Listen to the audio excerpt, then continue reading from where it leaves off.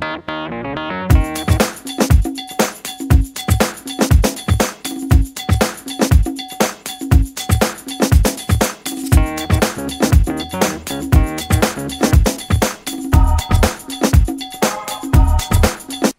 everyone, it's Frances Byrne here from Stamp House Studio, and I'm here today with another creative chat with the MFT Stamps design team. This month we're showing you how we store our MFT stamps and also sharing any tips and tricks we have on organisation. I own all but 2 stamp sets that My Favourite Things has released over the years, so as you can imagine I have a lot of stamps to store. How I used to store my MFT stamps stopped working for me a long time ago, so I've recently given my storage for these a revamp. Let's go take a look.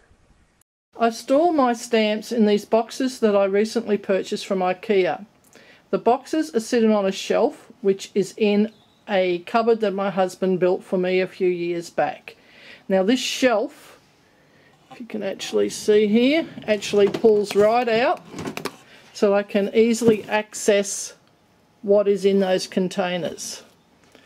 On the front of each box I have got what is in there, so you can see here, so that I can go directly to the box that I want to, that contains whatever it is I'm looking for.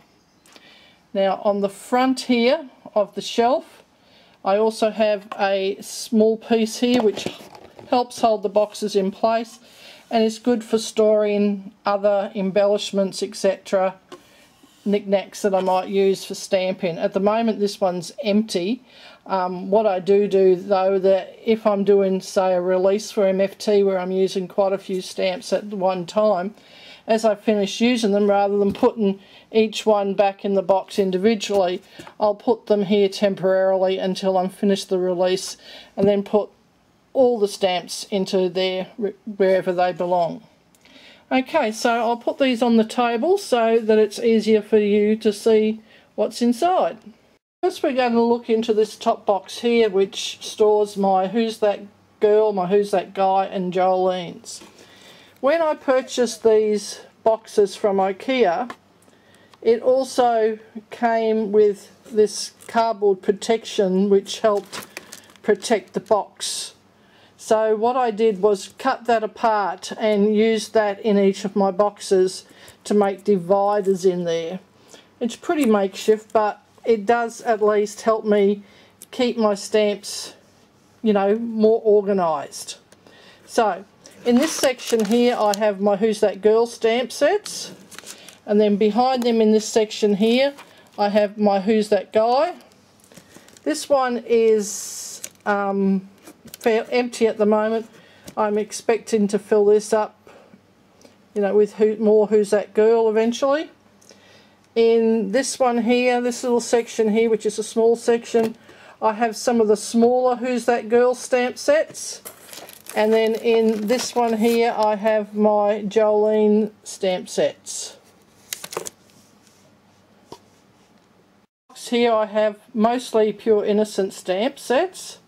You can see down here in this section here that I have my Pure Innocent Boys, and then in here I have the Pure Innocent Girls, and they go all the way from the front of the box in the middle section all the way to the back and then over to this area here as well. So as you can see there's a lot of girls in the Pure Innocence range.